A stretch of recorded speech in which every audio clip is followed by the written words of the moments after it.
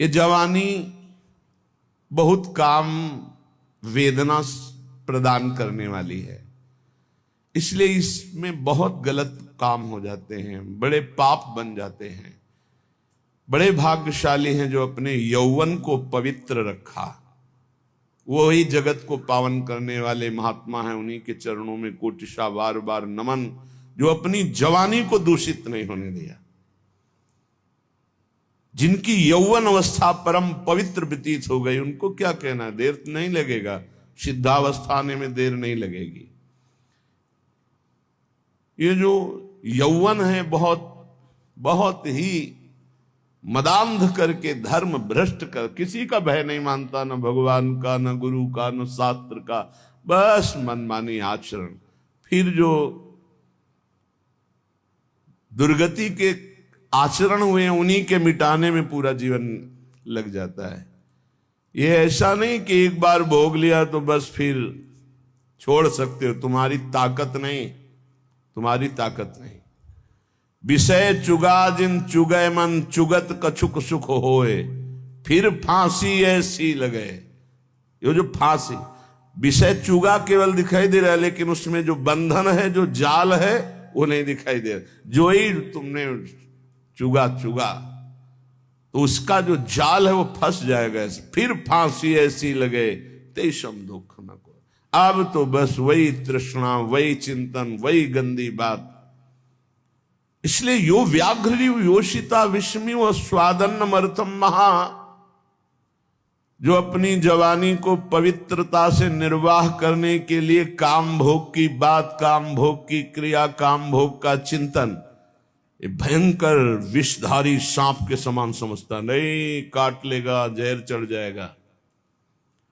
और स्वादन्नमर्थम विषमिव, जितने ही स्वाद के पदार्थ हैं, बड़े स्वादिष्ट लगने वाले, ये सब विष हैं।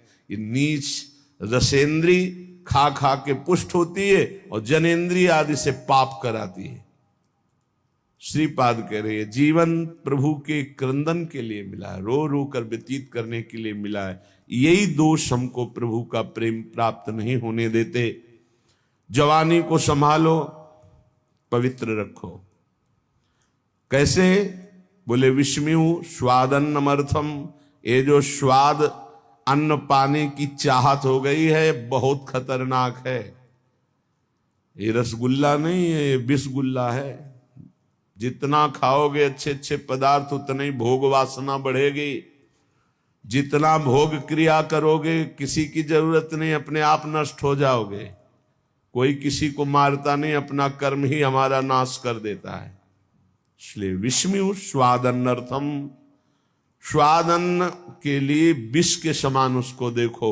जवानी को पवित्र रखने के लिए भोग क्रिया, भोग चिंतन, भोग वार्ता, इसको ऐसे समझो जैसे फुफकारता हुआ काला सर्प हो। बस नजदीक गए तो डस लेगा और जहर चढ़ जाएगा। नर्थ प्रायम साधु लोक मिलनम सर्वार्थ विभ्रंशवत, ये महाअनर्थकारी असाधु आचरण करने वालों से दूर रहे, इनका कभी संग न होने पावे। जो जनेन्द्री रसेंद्री के गुलाम हैं, इनका संग न होने पावे, नहीं ये संग नष्ट कर देगा। संगम त्यजेत, इनका संग ही त्याग दे। सर्व संगोपहो हिमाम, सत्संग के द्वारा प्राप्त विवेक से साफ संगों का त्याग कर दे, जो भजन रंग में बाधा पहुंचाने वाले हैं। डरना नहीं चाहिए। जैसे रिश्ते, नातेदार, संबंधी, मित्र, संसार के और परिजन यदि ये हमें प्रभु से विमुख करते हैं, ये प्रभु की निंदा करते हैं, भक्ति की निंदा करते हैं, भगवत मार्ग की बाधा खड़ी करते हैं, तो हम मन से प्रणाम करके इनमें भी भगवत भावना करके पर इनका कभी संग संभाषण नहीं करेंगे। श्रीपाद के अनर्थ प्राय मसाध लोक मिलनो सर्वार्थ विभ्रंशवत, ये अनर्थ पैदा करने वाले असाधु भगवत मार्ग के विमुख जो है, इनका कभी संग मत करो। ये आपके परमार्थ स्वार्थ सबका नाश कर देंगे। बहुत सुंदर कभी कभी कृपा होती है और अवहेलना हो जाती है कृपा की। फिर जीव जो पछताता है, अब जो हृदय में बिना भजन किए आनंद की स्फूर्ति होती है गुरुजनों की कृपा से, तो उसको रोकने के लिए तप की, साधना की, संयम की बाड़ लगानी चाहिए। नहीं तो चढ़ के मैन तुरंग पर चली वो पावक माए। यही प्रेम पंथ अति कठिन है, सबको निभत ना है। भक्ति ईर्ष्या का विषय नहीं। जो ईर्ष्या करते हैं, जैसे कल या परसों एकांतिक में एक भक्त भाव वाले बहुत प्रवीण, वो कह रहे थे कि आपसे जब कोई हंस के बात करता है या आपका कोई सत्संग सुनता है तो मुझे बहुत जलन होती है, लगता है सिर्फ मेरे महाराज जी हैं, इनसे कोई बात नहीं करेगा। वो भाई भाव तो तुम्हारा प्रीता कहे, लेकिन संसारिक है।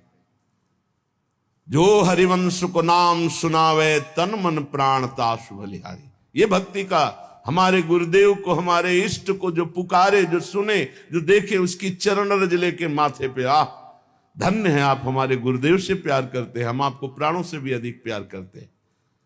जो हरिवंश उपासक सेवे, सदा सेऊं ताके चरण विचारी। ईर्ष्या थोड़ी, ये कोई सांसारिक मार्ग थोड़ी है। हमारे प्रभु का यश गा रहा है, हमारे प्रभु का नाम जप कर रहा है, तो हम उसकी जूठन लेंगे, उसका चरणामृत लेंगे, उसको बार बार प्रणाम करेंगे। नर्थ प्राय मशाद लोक मिलनम सर्वार्थ विभ्रंशवत।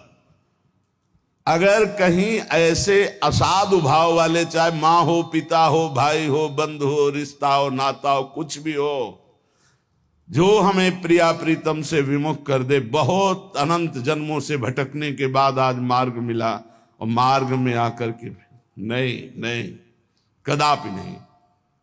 नर्थ प्रायम साधु लोक मिलनम सर्वार्थ विभ्रंशवत। कोई भी हो, अब दांव लगा है प्रिया प्रीतम के मिलन का, अब गुंजाइश नहीं है, अब नहीं। कोई भी हो, अपना मन, अपना प्राण भी त्याग करना पड़े तो कोई बात नहीं, प्राण भी त्याग कर देंगे, लेकिन प्रिया प्रीतम को नहीं। किंचन मात्र परिग्रहम गृहमिव स्वात्मेन्द्रियम शत्रुवत। मुझे किंचन मात्र भी वो परिग्रह, वो दान, वो संग्रह नहीं करना जिससे हमारे प्रिया प्रीतम छूट जाए, उसी का चिंतन चलता रहे। नहीं, जो परिग्रह, जो दान, जो संग्रह प्रिया प्रीतम से विमुख कर दे, महा अनिष्टकारी, मुझे नहीं स्वीकार करना। किंचन मात्र परिग्रहम गृहमिव स्वात्मेन्द्रियम शत्रुवत। दुश्मन के समान देखे परिग्रह को, क्योंकि वो प्रिया प्रीतम से विमुख कर दे। मन्नेत प्रणयी हरौ सहि वसेत साध्वत्र वृंदावने।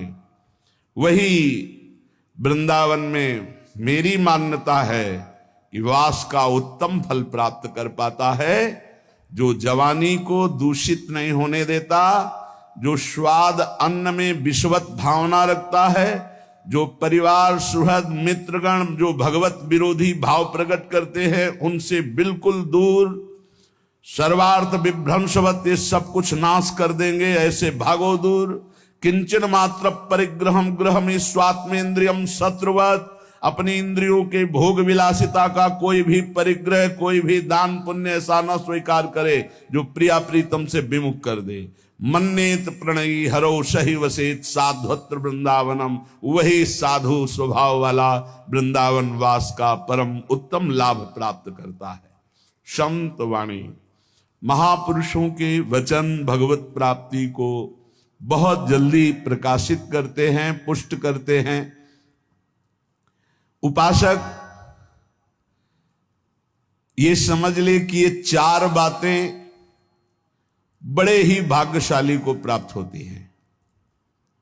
पहला मनुष्यत्व, दूसरा धर्म श्रवण, तीसरा विशिष्ट श्रद्धा और चौथा संयम पूर्ण परमार्थ। मनुष्य शरीर ये किसी कर्म के फल से नहीं मिला है, भगवान की कृपा से मिला है। कबहू ककरि करुणा नर देही, देत ईश बिनु हेतु सनेही। बड़ी कृपा, दुर्लभो मानुषो देहो, जगह जगह शास्त्रों में आया है। मनुष्यत्व, बड़े भाग्यशाली जिनको मानव देह की प्राप्ति हुई। मानव देह प्राप्त करके दूसरा महाभाग्य सत्संग, धर्म श्रवणम, धर्म शास्त्र से युक्त सत्संग। मनमानी एक दक्षिण की वार्ता, एक उत्तर की वार्ता, कोई तुकतान ही नहीं मिल रहा, क्या कहना चाहते समझे में नहीं आता, बताना क्या चाहते हैं। तस्मात् शास्त्रम प्रमाणम थे, शास्त्र प्रमाणित महापुरुषों से प्रमाणित जो वाक्य उसे सत्संग कहते हैं।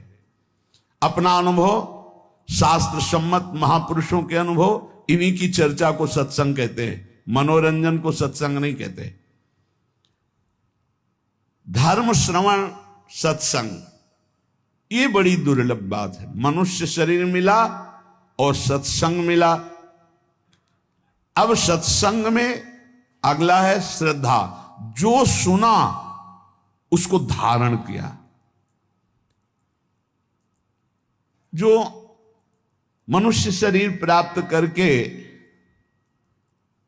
अवनीत स्वभाव के होते हैं, उद्दंड स्वभाव के होते हैं, ना उनको नमन भक्ति आती है, ना उनको, एक उद्दंड स्वभाव, ऐसे सत्संग में जाकर भी कुछ लाभ नहीं ले पाते।